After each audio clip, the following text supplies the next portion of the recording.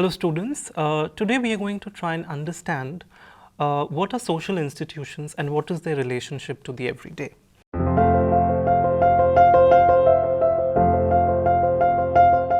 And we are going to try and understand a new way of looking at the relationship between the social institutions and everyday life, where you have the emergence of a subfield in sociology called the sociology of everyday life, and it is also termed as the third sociology.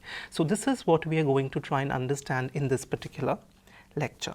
Now, a glance through a recent set of studies that have taken place within the discipline of sociology will show up very interesting titles and topics of sociological interest, such as love, intimacy, friendship, eating out, pop music, shopping, sex, fashion, anxiety, risk, distrust, singlehood, health, fitness, taxi riding, and so on and so forth, right?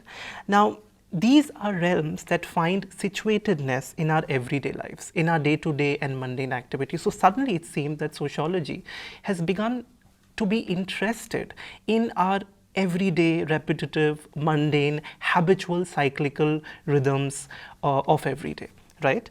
And this has been labeled the third sociology, or the sociology of everyday life, and it has led to a focus on the micro world. Now, let us try and understand, obviously, how do sociologists get interested in the everyday life and what exactly are they trying to understand there. Now, it is Berger and Berger who point out that society in some sense is an experience of other people, right? And this experience actually includes two major sort of ways, such as big surprises and routine events, right? Now, what are big surprises? Big surprises are those events that we encounter in the everyday which will actually surprise us, right? So say for instance, the first time we go to school, right? Or the first time we find ourselves in a new situation, we're surprised because we do not know what to expect, we do not know how to behave, right? But you will notice that much of our everyday life is actually not made of surprises, but made up of routines, right?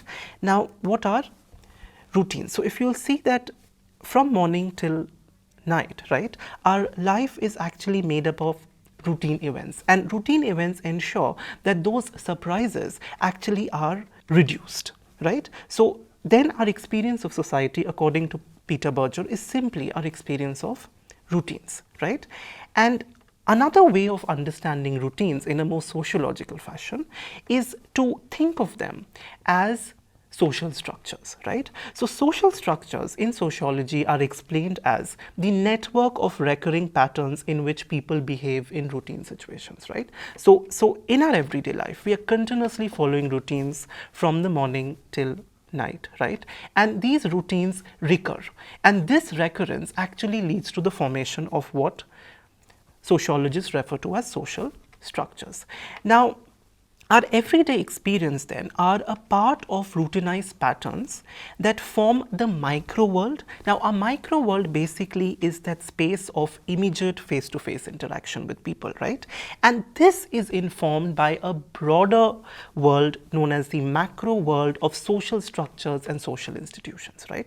Now, to give you an example, say for instance, in a classroom, you can see teachers and students interacting. So this experience is often a face-to-face experience. It is located, and this is immediate, right? So this is referred to as the macro world that teachers and students are inhabiting, right?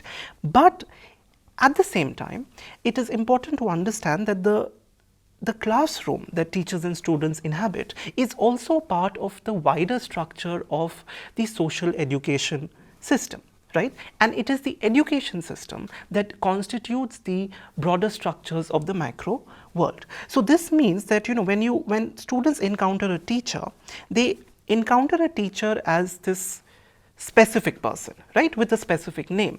But this teacher also represents the anonymous group of many teachers who teach in a social context, for instance, right? So the teacher then is experienced both as a unique individual in the micro context, but is also experienced as as the identity of a teacher, as representative of a larger community of people known as teachers, as an agent of a vast system, which is the school or the higher education or the college or university system, and also as an agent of the broader social structure of education, right? So here society becomes a more abstracted macro entity, right? So through this example of the classroom, which is both a micro world but also sort of enveloped and encompassed by a macro world, we are able to understand that the micro and the macro world continuously interact with each other in our everyday life, right? And so sort of Berger and Berger argue that in our experience, the micro and the macro world continuously tend to interpenetrate each other. Now, how are institutions formed, right? These social structures, which are normative patterns of behavior, how does the formation take place? So again, Berger has provided an analysis of how institutionalized behavior emerges in patterned and regulated ways. And I'm going to sort of quote him where he says that the fundamental dialectic process of society consists of three moments or steps. These are the externalization, objectivation, and internalization. Externalization is the ongoing outpouring of human beings into the world, both in the physical and mental activity of men. So externalization is that moment, say for instance, where people come together and there is a classroom where students are listening and a teacher is teaching. Now, objectivation is the attachment by the product of this activity of a reality that confronts its original producers as a facticity external to and other than themselves, right? Now, what does this mean? So, see, it is students and teachers who come together and make a classroom, right? But at the same time, we experience a classroom as something that already exists, right? That's something we just is a fact and we come and fit into it, right? So it's already there, even though we are the ones who actually produce it. So the classroom in this sense is a objectified social phenomena, right? Objectivation occurs. Now, internalization is the reappropriation by men of the same reality, transforming it once again from structures of the objective world into structures of subjective consciousness, which means that, first we interact in a classroom, then the classroom becomes a fact for itself. Then you see there are certain rules and regulations and normative patterns by which we're supposed to behave in the classroom. So that has to be internalized by the teacher as well as the students for the communication to take place in a routinized fashion without any big surprises in the everyday, right? So this is the process through which the institution of the classroom, the institution of education is then produced. So it is through externalization that society becomes a human product. It is through objectivation that society becomes a reality sui generis, which means a reality that exists in itself. And it is through internalization that man becomes a product of society through processes of socialization. This is a point that was made by Berger and Luckman. Now, so institutions then, they cater to human needs that impel social interaction. Recurrent forms of social exchanges, like for instance the example of the classroom that I gave you, gives rise to patterns of expectations and social norms. And then social institutions can be described as recurring patterns of interaction based on shared understandings and expectations. So from our experience as members of our family to everyday engagements as, say for instance, citizens of a state, students from a university or school, worker in a bureaucratic organization, all our roles and everyday experiences are institutionalized and part of a larger institutional order over which we have little control. All our roles and everyday experiences are then institutionalized. This is the point. This is how institutionalization take place. Now, having explained the process of institutionalization and the role of social institutions in everyday life, I'm going to shift focus to try and understand how the discipline of sociology has begun to study them, right? So contemporary sociology has witnessed a shift from studies of macro-sociological problems, of social organisms, social systems, social wholes, social economic formation, social structures and social developments, which are basically a study of macro structures, to the realm of everyday and routine events, which comprises people who are with each other, people who are together, they are side by side, processes of cooperation, conflict, competition, processes of intimacies, love, hatred and struggle. All of this that takes place in the everyday, all of this that forms the fabric of a social existence is something that scholars look at. So they shift their perspective from macro structures of institutionalization to micro processes that take place in the everyday. Now, according to Stomka, this is a paradigmatic shift, which means it's a very fundamental shift in the way sociology tries to study its subject matter. And this he, of course, refers to as the third sociology. Now, if there is a third sociology, which means that there has to be a first and a second. Now, the first sociology, according to Stomka, was the sociology of social wholes, where you studied society as an organism, as a social system, and this can be seen in the work of early functionalists such as Combe, Spencer, even sort of later Marx, Parsons, and others.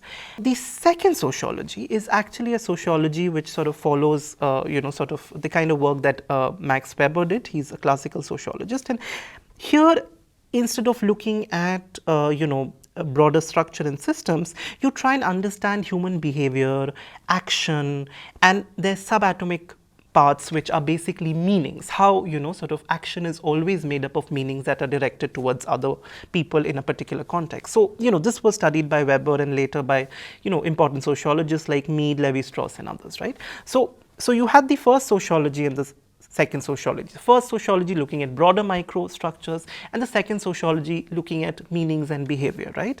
So the third sociology then is the sociology of social existence that takes social events as objects of inquiry, social events in the everyday, human action in collective contacts, constrained by agential endowments of the participants, which means that, we act on the basis of agency, but this agency also is not completely unbridled, because at the same time we are subject to certain kind of structural and cultural constraints by the broader macro institutions, right? So it's a kind of a tussle between sort of individual agency as well as the role of social structures, and it rejects what sort of Stomka says is the reductive attitude in both the first and the second sociology. Because in the first sociology, what happens is that, you tend to think that the abstract social institutions are more important and they determine everything.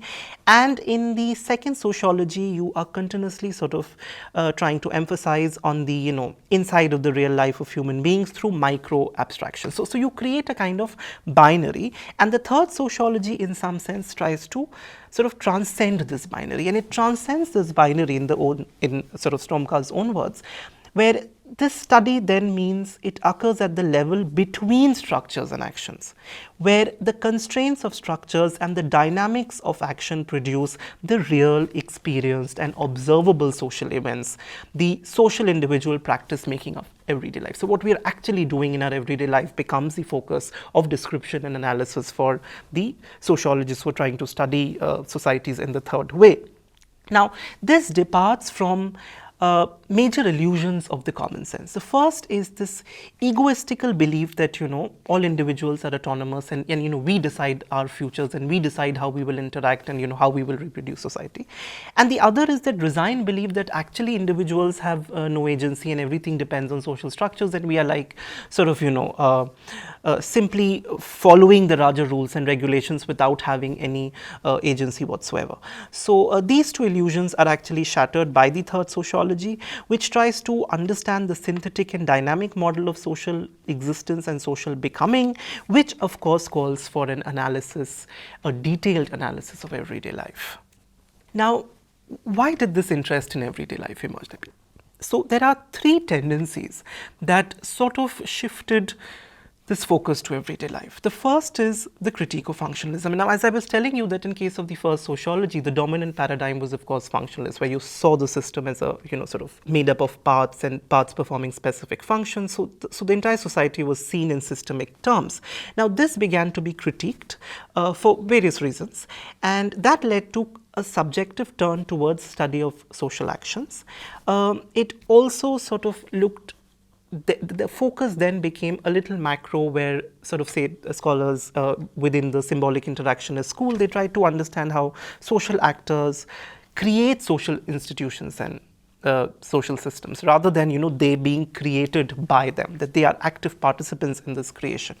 The cultural turn during this period also sort of shifted interest towards the subtle underlying web of meanings, roles, values, norms, and regulations that inform human conduct. These tendencies were reflected in the writing of schools of sociological thought, such as the interactionists, symbolic interactionists, the ethnomethodologists, and the phenomenological thinkers, right? So once the dominant paradigm of functionalism was challenged, right, then suddenly the focus shifted to more microprocesses, and it was only a matter of time that everyday life became of great interest. Another very important sort of theoretical tendency that you see towards the later part of the 20th century is the emergence of postmodernism. Now, postmodernism was a radical challenge to grand narratives, and this attempt to explain everything by one theory, right? So it concentrated on sort of neglected aspects of society, such as fragmentation, that society may not always be systematic. There is fragmentation, there is randomness, there is chaos, there is contingency, risks and phenomena may be ephemeral, spontaneous, capricious, right? And they are not always rational. They can also be emotional, bodily, self-reflexive, and of course, driven by globalization processes. So the focus then was not on social wholes, but on the fragmented character of societies, identities, collectivities, right? So again, this led to the focus on everyday, because it is in the everyday life that you can actually see this randomness, this fragmentation, this ephemerality of social interactions. Another very important trend that has influenced the sociology of everyday is, of course, feminist studies, because it was the feminists sort of paradigm which decided to focus on women's experiences, right? It tried to make experience an important category of analysis to understand women's experience and their oppression, discrimination in a patriarchal society. Now, so say for instance, that very popular maxim of radical feminists, which is that the personal is political, is sort of paves the way for certain kinds of studies of the everyday within sort of structures of family, workplace, intimate relationships, and bodily experience to critique patriarchy. So these three tendencies have actually been very important in bringing forth the third sociology, as it were. And according to Stormka, these study of the everyday is sort of made up of certain processes, like how to study it.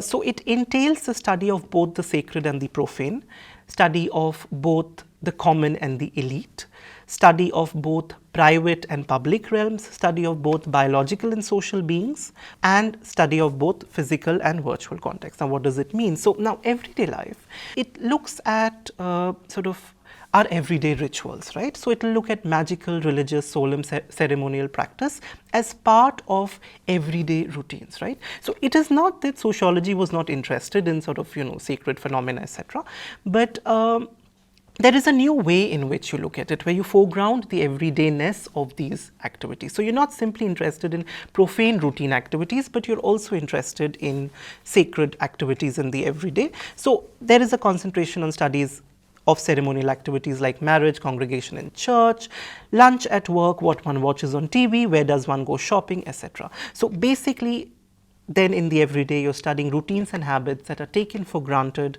that are cyclical and rhythmic. Everyday life focuses on the study of both elites and commons, which means that you are not simply interested in elite groups. You're interested in trying to study people across the spectrum of class, caste, gender, nation, religion, sexual orientation, sexual identities, age, etc.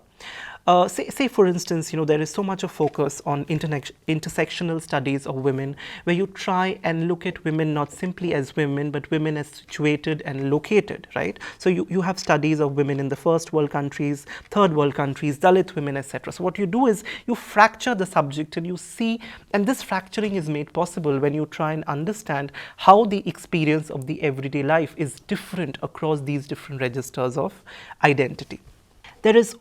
Everyday life also entails a study not simply of public institutions. So sociology generally for a very long time was a study of public institutions, politics, economy, broader structures like media, education, etc. But it also allows for concentrating on the domain of private relationships and how they sort of structure each other. So say for instance, with the focus on everyday life, you now have studies of say queer communities and the way in which they experience every day as a product of both public spaces as well as private spaces. So say for instance, broader state and law will define and sort of constrain the experience of LGBT people, but at the same time their private space, online spaces are ways in which they form intimate relations, kin groups, even among heterosexual families. So you use the way in which public and private lives intermesh in the everyday to understand the life of a particular community or a particular group of people. Now, everyday life also focuses both on the social being and the biological being. So for a very long time, sociology sort of was more interested in individuals without taking into account the fact that individuals are embodied, that there is, whenever we interact, we are always interacting in embodied ways. Of course, we don't do that in the virtual world, but in virtual world also there are different forms of embodiment that we take. So everyday life studies actually focus on embodiment, right? So they try to bring the human body into focus and how bodies get impacted and influenced in the everyday. Again, there are studies of gender, of sort of women's body, how it is objectified within, say, workplace, media, family, and other social institutions. Again, everyday life also is a study of, social interaction across different physical, spatio-temporal contexts, including the virtual one. So studies have been conducted on, sort of online chat rooms where you try and understand the nature of online intimacy, friendships, sexual relationships, etc. And say for instance, again, the pandemic has created new ways in which we have begun to interact and use the internet, say for instance, for education. So the everyday life will be interested in how these changes are being affected in the everyday, how the notion of the classroom as a physical space is shifting to the classroom as, an online space, and what is the difference. So say one major difference is, if earlier the classroom was always had more people, today the access to a classroom is more isolated, for instance, right? So that's one way, and because one is looking at different contexts, which means that there's an explosion of topics that one can study. So studying the culture of memes, people's physically distanced politics, or finding patterns of social currents that would otherwise not have been possible, become a part of the analysis of the everyday. Now, what are some of the concepts that are used in the studying of the everyday? So these include an acknowledgement of the specific number of participants, the immediate situation, the broader social context, the locale, and certain other complex configurations. Now, you must understand that in the everyday, each event will have a set of participants, right? Because you cannot have society with just one individual. So there are always a number of participants, and they interact with each other in specific roles, which to some extent are provided by the social institutions that inform and structure, the everyday, or you can say the macro worlds that structure the micro worlds. So here, for instance, Zimmel has argued that a specific number of participants is necessary to understanding the character of events and the context of exchanges and interaction that take place. Social events occur in some immediate situations, so they are temporally located, and in order to then understand this, it is important to take stock of the presence or absence of bystanders, witnesses. So you not only have a set of participants for a social event, but there are also people who witness events, and it's important to notice what they are doing in the everyday, right? So say for instance, you have a car accident, right? And you're trying to understand sort of traffic rules and car accident. So you can't simply focus on the drivers, right, whose cars sort of collided, but you have to look at how other individuals behave, how it leads to a certain kind of crowding, who are the people who come rushing in, and what happens, right? So the study of the everyday life is actually about what happens in the everyday, in the way in which social events take place. Then at the same time, it is important to understand that even in the everyday, when these social events are taking place, which includes participants and bystanders and witnesses, you also have a wider context in which the event occurs and which allows you to make sense of the event in a particular way. Because it's important to understand that individuals behave differently in different contexts. So for example, you will see that you speak in a particular language, in a particular way at home, generally your mother tongue. But say when you are in a more formal institution of school or a workplace, you change the way in which you speak, or you change the way in which you present yourself, right? The way in you conduct your sort of stylized performances in these contexts. So often what happens is that the sociology of everyday life is interested in these changes, and it then tries to understand what is referred to as the rites of passage in various social institutions. So say for instance, when a lecturer closes the notebook, right, or starts rubbing the blackboard, that the classroom is coming to an end, right? Or say for instance, the moment a waiter comes in and furnishes the sort of the check to you, so that your time here is over, you need to pay and sort of leave. So I think these are examples of how the social event are informed by these broader ideas and wider context which sort of affect our behavior in these smaller everyday events, right? Social events, of course, occur in certain locales. Now, and also you see, we have begun to expect certain, normative patterns of behavior in these locales. So say for instance, typical locations may be in a library or in a hospital or in a church or at home, etc. And there are routine ways in which we behave. So when you go to a library, you're supposed to stay silent and read. When you're at a hospital, there is a particular way in which you behave. You submit your body to this array of doctors and nurses, and you listen to what they say without questioning too much. Again, when you go to a church, you pray. So there is a routinization of what kind of behavior is expected in what kind of locales, and sociology is interested in trying to understand this at the level of the everyday. Social events also sort of exude more complex configurations. Now, what does this mean? Now, it means that not only that different individuals in different roles perform together in a coordinated manner. For instance, like if you look at sort of marriage and funeral, etc., you will see that this social arrangement requires some amount of planning and careful execution. So where people will come, there will be witnesses, there will be bystanders. Then you have to carefully sort of plan it, anticipate what may happen, and then execute the plan, right? So this not only includes ceremonies like marriage and funeral, but it can simply be how you complete your education, how you write a book or do other projects. So social events then depend on symbolic gestures and precise scenarios with a focus on social rituals. Social rituals are found everywhere. So social rituals are there in religious institutions, in political institutions and the state, within our family, within the workplace, etc. We are continuously behaving in a ritual-like, routinized fashion in the everyday, right? So this is something that the sociologists who try to study everyday focus on, these aspects of the everyday. Now, to conclude, I would want to say that sociology of everyday is actually not really a new field of sociology.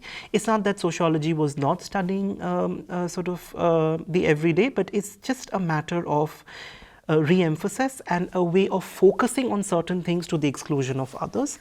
So it is a new perspective to look at the same phenomena that allows us to see without necessarily replacing, the other perspectives that are there in some sense.